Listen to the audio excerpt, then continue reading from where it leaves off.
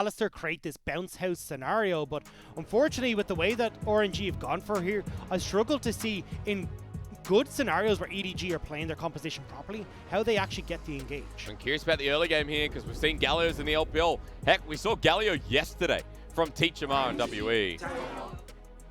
Thank you, Zatai. Okay. Surprised they didn't get Clear Love to just make an appearance there as well. Or maybe go back to the glory days of, who was I thinking? Was I thinking of Marin? I think I was. Ladies and gentlemen, welcome to Summoner's Rift. Game number 4 here between some of the greats in EDG and RNG. Never before have they versed in round 1. One of them tonight is going home. RNG with the miraculous win in game number 3 as Betty dodges away from everything there. The poke begins on EDG's side.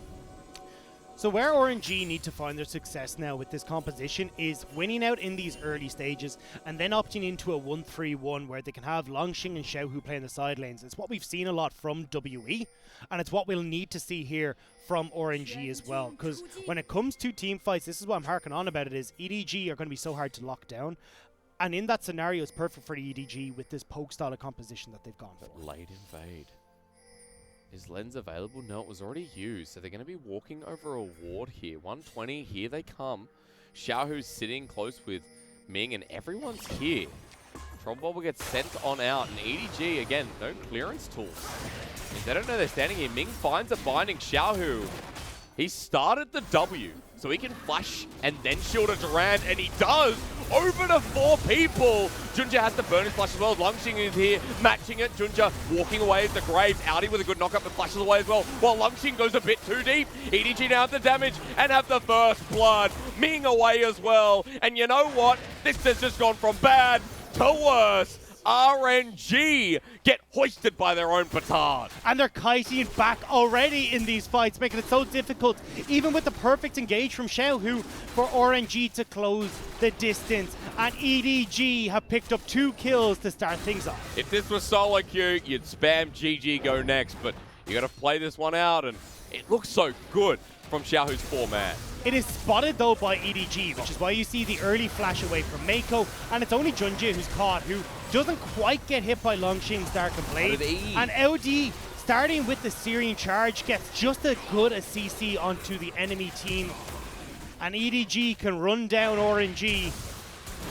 This is disastrous for RNG. To say the least, right? Xiao Bao going through his own invade towards the top side after all is said and done. I want to note that Junja starting E there feels like it saved the trade away from Longxing, who no doubt has triumph as this phase rush Graves we've seen in the LPL before. It's been played by Haro, who, funnily enough, used to be on EDG back in the day where he was balancing with Clear Love. So this time, Junja's going to show us how it's done here. As early advantage, early gold in the form of 1K in EDG after all is said and done. And through the bottom lane already, 16-1. And the beauty is for Junja that he can take the likes of Nimbus Cloak with his flash on cooldown. He can move so quickly thanks to Phase Rush. 10.7, Phase Rush was buffed, but for melee users. So Junja won't get the benefits of that buff, but still get the benefits of just a solid rune choice. Towards mid lane, Mako's going to be caught out here, but slowed on down. Remember, Karma has ult at level 1 as Scout moves back into the mid lane. Xiaohu on the wrong side of this wave. Where do you go? Paddle Star and a Karma. Graves walking up. The shield of Durand is really not going to do a single thing. This game is getting out of hand, or rather just going down the wishing well. And Xiaohu had no flash. He used it in that first engagement, so it's EDG punishing well, especially with Mako, who's roamed out. And even though they've left Hope in this bottom side, he's done a great job of playing super far back. And because Ming and Betty were forced to back off that first fight, Mako and Hope are ahead, which means that they're free to make this play without Hope actually falling behind. Scout has a lost chapter at 4 minutes. That is disgusting. I mean, mid lane versus mid lane. Unfortunately for Xiaohu, this was decided at 2-3 minutes in the game that this would be the game for Scout on Zoe. As well, remember, RNG are the team that wanted to be ahead. They wanted to opt into 1-3-1s. They don't have an engager really heavy at the pick stall that they can use to get back. Yes, a little bit for Ming, but not when Scout, Hope, and everyone else is going to be playing so far back for them to actually try and make this pick work. Now RNG, like we're going to go towards the top side. The Predator Galio Doesn't actually have the boots enhancement available as the dive is coming through. RNG need to find a lane, and this could be it. Audi now knows there's going to be a shielded Duran yet again. Audi gets a searing charge. Meanwhile, though, as Longxing is the one taking it up. Good winds of war, but Audi survives through the last tick as well. Someone has to finish him off. He gets the triumph in the end as well, I believe. Healed on up, or rather the time warp tonic. But now Xiaohu coming through. Shielded Duran underneath turret. And another turret shot comes through. Longxing survives, but oh no is right. It's a 1-for-1 trade. Now, Audi will be set behind thanks to that wave that's been pushed in, but it's an Orin. It doesn't matter if you set Audi behind. It's Hope and Scout you need to worry about, and Junjia will gratefully be able to push this wave in as well to make sure that no freeze is able to be set up by Longxing. This game is fast being put in the bin for RNG. This is round 1 of playoffs, and Game 4, EDG are ahead by 2K. That's insane. It's only not even 6 minutes into this game. It's been so fast-paced so quickly, and bottom lane.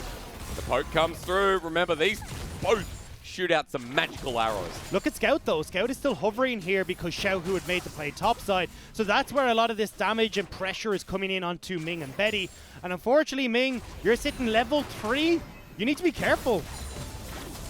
Hope is 51 CS versus 31. Scout is 42 versus 35. So the only advantage that we see for RNG is in that top side. Shield around used a little bit early, but doesn't matter. The MR shield does come in handy, however much so. Half health once again here. Predator now available on the Galio once again, but Junjia, as you mentioned, right in the perfect position. Wins the war, he wants to push this out.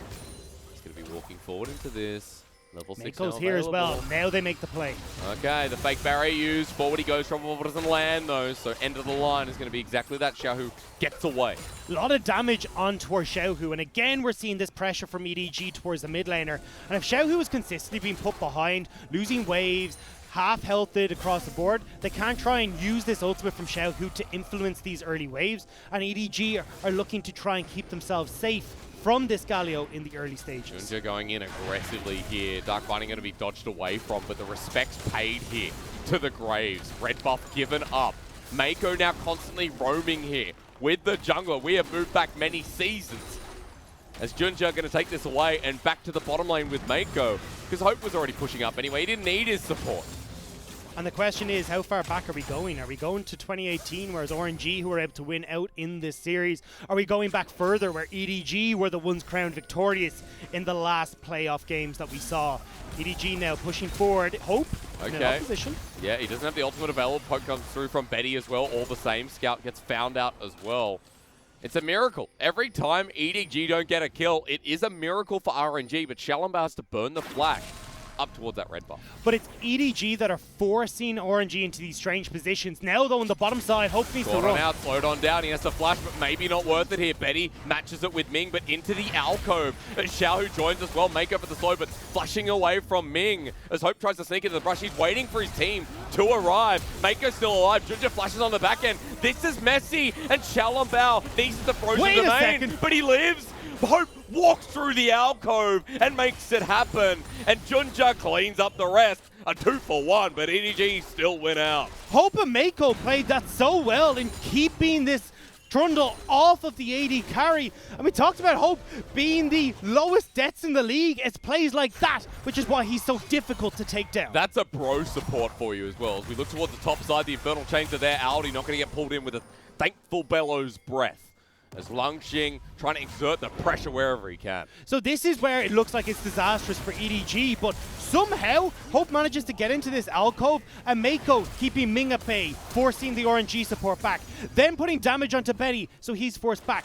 Mako in this has the heal, which is why you see Hope take a step back into the support to wait for the Q from Karma to keep Hope safe. What a lad. And Hope then turns that back around. And while this is all going down, Scout is pushing in the mid lane. He got 2 turret plates for himself, which is why we're seeing a Luden's Echo already completed onto this zone. I mean, that's massive, but again, RNG at least getting something here, right? Like the Rift Herald.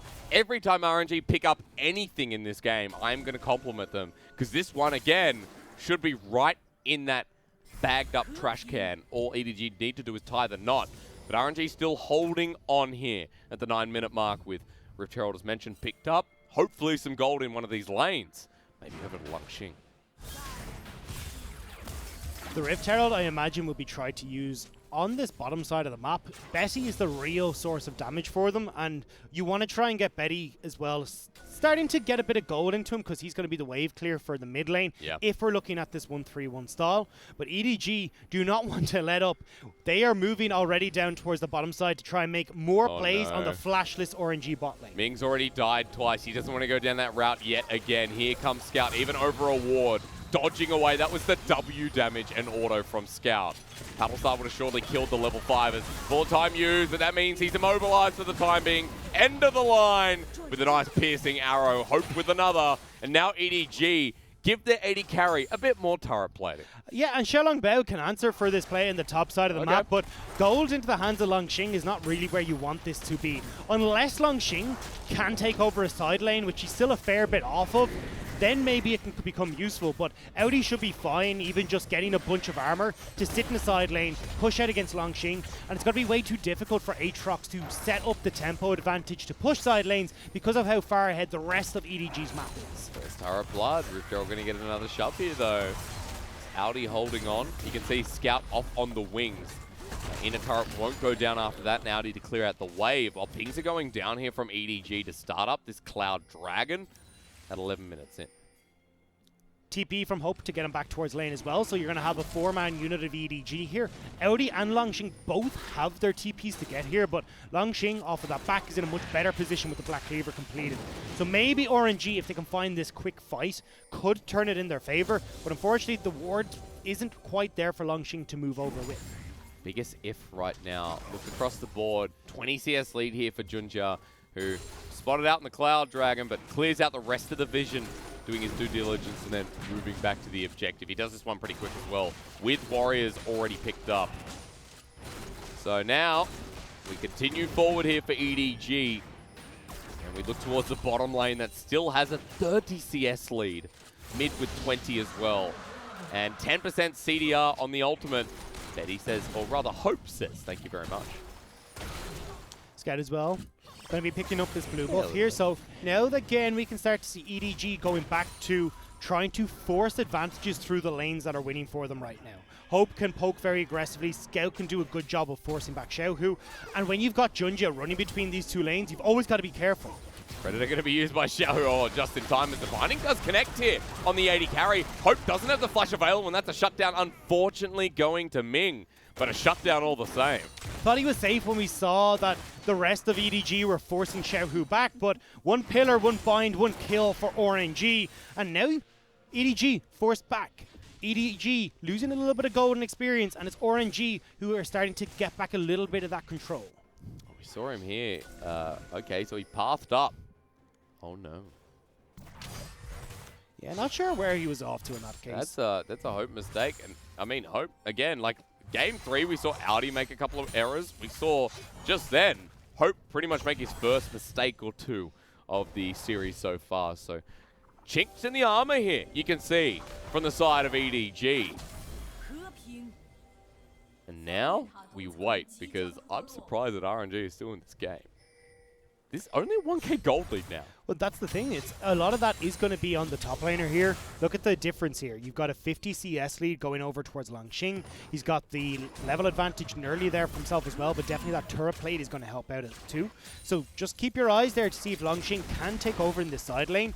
But as we said, the rest of EDG's gold is on Scout, it's on Hope, and it's on the 4-man unit of EDG to play this kite back, to get the poke off, and see if Xiaolong Bao and Ming can disrupt that kiting potential. We're looking at Junja in these fights as well. Deep vision yet again.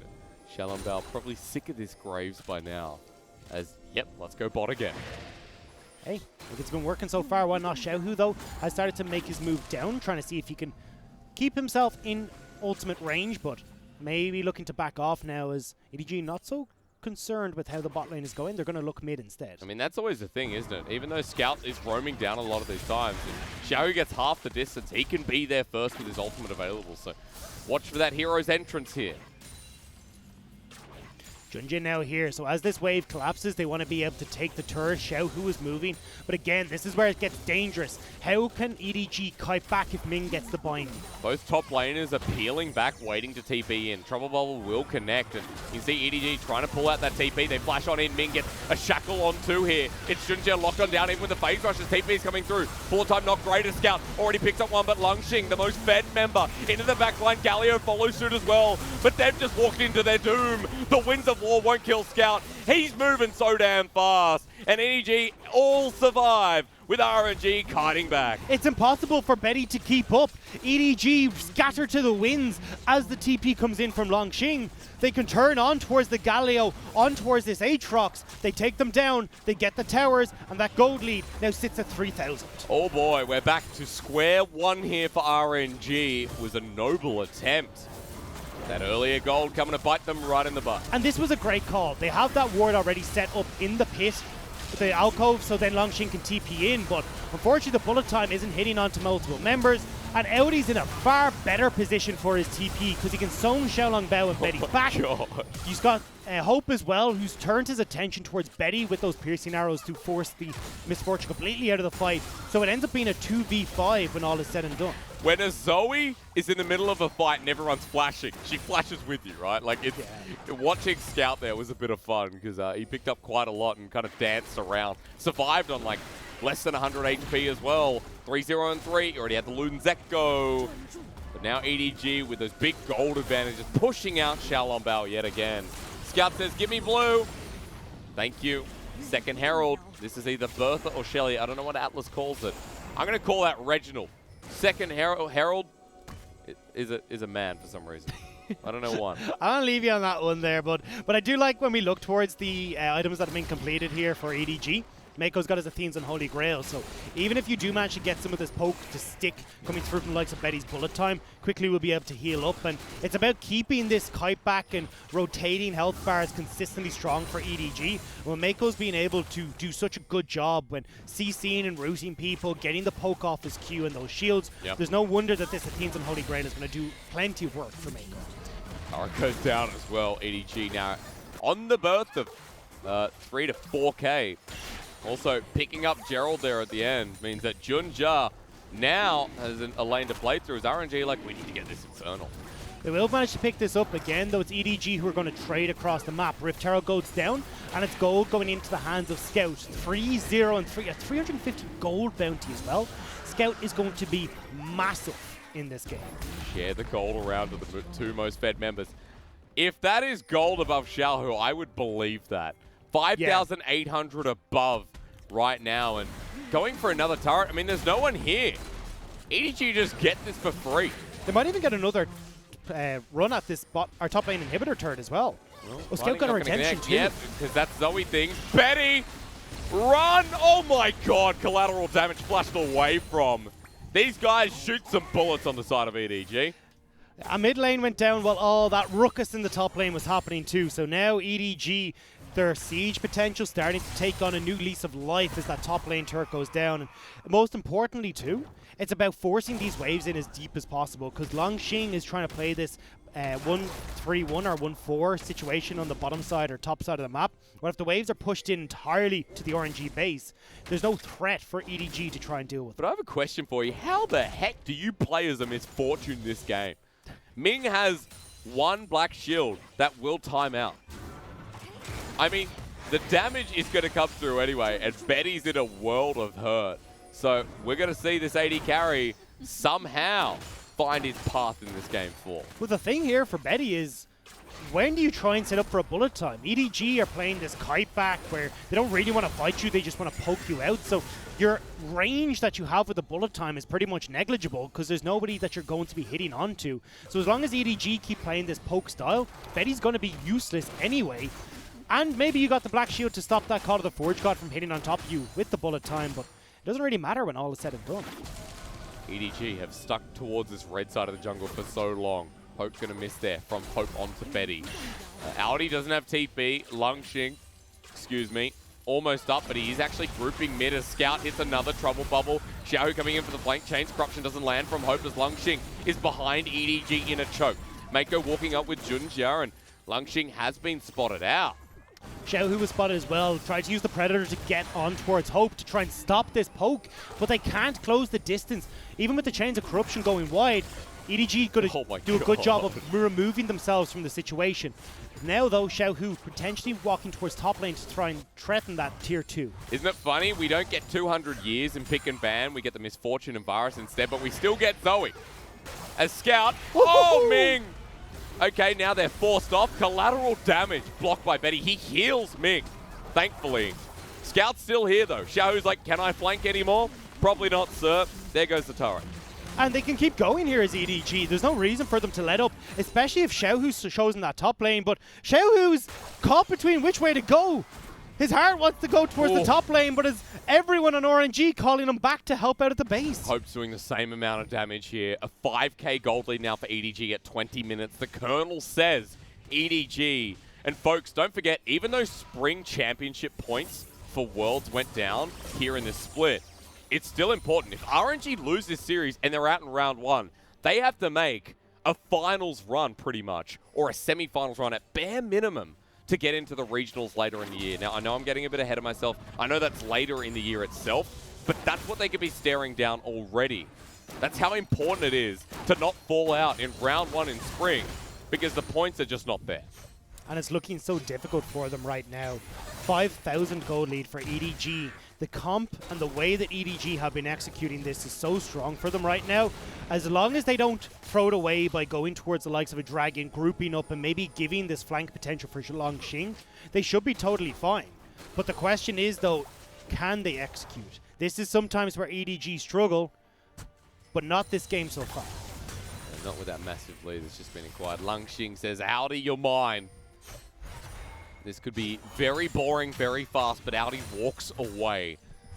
So we're not going to see the play in the end. 2 items here for the Aatrox, who again feels like the most fed member on the side of RNG. Longxing had a great flank before, available again with the TP, especially since Dragon's coming up in 35 seconds, which begs to note when Scout will pick up that Morellonomicon, which should be his second item.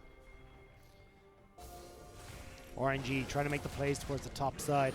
Morello isn't the biggest concern right now for Scout. I mean, he'll pick it up anyway. He will, but not too early, I'm hoping for here, because he's not really going to be facing off against Longxing, and I think the burst power is far better. So I think this is one of the times where maybe picking up this Morello isn't the best call, but it may not even get to that point. Nope. EDG are just clearing out towers. They've now got pressure onto this inhibitor, whereas Longxing does not offer that. I like the proactivity from RNG towards the top side, but EDG do it better at this point in the game. They've got a Mountain Dragon there as well. And with a Mountain Rift here for the Ornn, he'll be very happy with that one. Because at this point, EDG hold all the vision towards this bottom side as well. And as I was just talking about it, Morellonomicon now picked up with Longxing. Audi is going to get aggressed on, but Scout has just backed as well. Audi is going to take a while to die. Call the Forge God there. Onto 2 members. Scout's coming in. Here comes the burst. Run away, RNG. Say, this play no longer viable. And Jinjia picks up the Dragon for free here. Yes, you get a little bit of poke onto Audi, but they stop that pressure from RNG in the top side. Now Longxing will up down into the bottom end of things to see if maybe he can try and get some work done in this bottom towers as well. But if RNG are trading consistently like this, it's not the end of the world. It's now opened up Longxing to maybe get some pressure on towards that top inhibitor. And if you can do the same in the bottom lane, maybe Longxing through this split push play can actually put some pressure on RNG. But I'm looking towards mid because I see this graph again and I go, okay, well, Zonya's Hourglass now picked up for Xiaohu with the Proto Belt, but this series has been about mid lane. While Betty and Hope have also been influencing it, it has been about who the better mid laner has been. And Scout in Game 1 and Game 2, and now in Game 4, has performed like the better mid laner, where RNG, Xiaohu was in a comfortable position. He was calm, he was controlled, and it felt like that led RNG to a Game 3 win. Now Xiaohu, yet again, hasn't had an influence. I haven't seen an ulti come through from the Galio. And on this pick, I'm still waiting for this big play that they were setting up through with the Predator enabled. Well, that's the thing. What's the setup? You can't get anyone into the middle of EDG because the kite that Mako offers is really strong. You've got to deal with Chains of Corruption, Trouble Bubbles, and even the likes of Junji is very slippery on this Graves. So Xiaolongbao can try and run into them. Maybe Longxing can get a flank, but realistically, there's no one to set up for Xiaohu. This Galio is more of a split push or maybe defensive, but EDG are never in a position where you can call for that defensive. But I will say what Teachimar has shown us is that the Predator Galio, what it does really well, because you can't use flat, or you can't shield a Duran then use flash, as we used to see in the past from the Galios. What you can do, though, is use Predator, hold W, and sprint into a team fight. And we've seen it really, really well used by WE. So that's what I'll keep my eyes onto, rather than necessarily the ultimate. But in comparison to Scout, yet again, it is Scout coming up massively here in this series. And but for EDG, it is a good look. It is still hard for Xiaohu here because of Mako's shield speeding everyone up. EDG have done a great job of getting vision control down to make sure that there's no opportunity for Xiaohu. And again, the second Xiaohu shows Chains of Corruptions, those trouble bubbles, it's really difficult to operate on this. And that's why I wasn't the biggest fan of RNG's call when they went towards Galio into this Morgana pick. I would have loved to see a much more heavy engaged tool, as like the Alistair, even a Leona, could have set up for this much better to provide both these tools and a bit more to the RNG composition. I think for RNG right now, Lung Xing is split pushing is actually giving them a bit of time. He's setting up towards Baron here. Vision is now down. RNG hold control. Yeah, Lung Xing, I think, is the win condition for RNG right now. He's 0-2, yes, but Death Stance, Black Cleaver, he's definitely putting work in against Audi, and Audi's got to respect this push, and already taking that tier 1 in the bottom lane. So maybe with Lung Xing creating more pressure on the bottom side, we can see a mistake from EDG, or just enough time given to this Aatrox to get to work on these turrets. Note that there is a Mortal Reminder built here by Hope as his third item, and they're going to find someone. Lung Xing does the do-si-do, though. Over the wall before he spotted out. Here comes the World Ender. Mako is pathing a bit inconsiderately. Gonna get pulled back on. Here's the Galio finally coming through. Flush away from the support. Call the Forge God lined up with Chains of Corruption as well. Here's the Wombo. Ming in the choke as well. Shielded Duran from Xiaohu finally, but it's only onto Mako that are low, and Scout wasn't even part of the play. Now finds his way on top of Lung Xing, who, whichever way he goes, it's not gonna be pretty. Trouble bubble denied, but not the kill in the end. EDG continue this forward to try and win out this round 1. And you can see how well Mako was able to get out of that scenario thanks to his speed up, thanks to the flash and heal. Now EDG are looking to crack open the base of RNG even without the Baron. EDG, disappointment in 2019 through spring, through summer, where they lost in the quarterfinals, where in round 1 last spring for EDG, they don't want that to be the same here, and with their sub-roster to boot with Junja and Audi, we haven't seen Jeje, we haven't seen Jinu, and we haven't needed to, as this is EDG really driving this home with the broken inhibitor now. EDG now, with that play on the bottom side, could create pressure for a Baron play. They still need to be very careful about going into these Baron pits though, because that's where maybe RNG can find this combo that they were looking for in this team fight, and you can't have that kite back potential in the same way they did here, but you can see how potent it is. EDG continuously getting that poke down, getting the Chains of Corruption onto multiple members for Audi to finish off with the call of the Forge God, and that was in a 4 versus 5 as well. This is how difficult it is for RNG in this scrum. Junja just pairing nicely there as well. And it's all about EDG here. It's been about EDG from minute number 2 here in this game. And this series, EDG have been the ones who have been more consistent. If EDG win this, they have to go up against FPX in the quarterfinals. They are on a very dangerous side of the bracket. But if EDG play like this, maybe they can do it. But they have to first close this game out. 6k gold lead now. Again, broken inhibitor down the bottom side that Lung Xing is absorbing at the moment for the extra gold. But a Mountain Salt on the horizon in 5 minutes now. We're not even at 30 minutes just yet. You can see the bounties across the board on Edward Gaming's side. Not across the board, but at least on Scout and Junja, members who've been having a good game alongside this lethality virus. You can see EDG are all set up for their sieges now. Got 3 of those lethality items picked up for the Varus. Yep. The armor pen as well, I mean, coming off of that last Whisper. You've also got looking at Zoe, the Luden's Echo, the Morellos, and keep your eyes on Mako as well. Redemption is going to be so strong in keeping EDG alive, no matter the poke that comes in from RNG. We're going to see the poke from EDG right now as RNG looks to survive underneath their turret. That's the start of the siege here. Baron's still up and available, remember. And note that EDG haven't actually cleared the river right now. So all the vision available means RNG don't actually have to leave their base. It's a tough call here for RNG, and it feels like a slow burn of a game as EDG take flight in the middle to try and see if they can get onto me. That's a lot of poke. Yellow Bells to take, by the way. Here comes the redemption. That'll heal them up, but it's not really enough collateral damage. EDG just going to walk up to this turret and say, yoink. RNG moved to the top side to reach for Audi, but remember, there's a big super minion wave channeling in on the bottom side. Lungxing was looking for a flank, but these are good wards by EDG. And nowhere for the TP for Lungxing to try and stop this. He can't get into the backline unless he wants to TP the whole way towards River outside of Baron. That's a long walk and a long way to go. As that's what RNG feel like. It's a long way away from coming out on top in this game. Home guard now on TP though. So now at this late game point, the potential is there. Almost level 16 there to get 50%. As the aggression continues again, Ming takes a proto build. 5 members again, Chains of Corruption there. EDG want to end the series right here and knock out RNG for the first time in round 1. Call the Fort God used, Ming almost dies from that. As EDG can't seal the deal here, but the poke still comes through strong. Enough for EDG to peel away for now. You got super creeps in the bottom lane though. This is why it's so difficult for RNG to deal with all these multiple pressure points. Yeah. EDG now looking to crack open the inhibitor off of the super creep spot zone. I mean, Xiao just doesn't clear them fast enough. 4 members here, Scout over the wall, looking to poke Lungxing for the engage of Black Shield on, but the Mantra Inspire on everyone as Galu comes in. Shield Duran denied as Hope goes golden, but so does Xiao. Bullet time comes through. EDG may be getting shut out here until Junja says bang.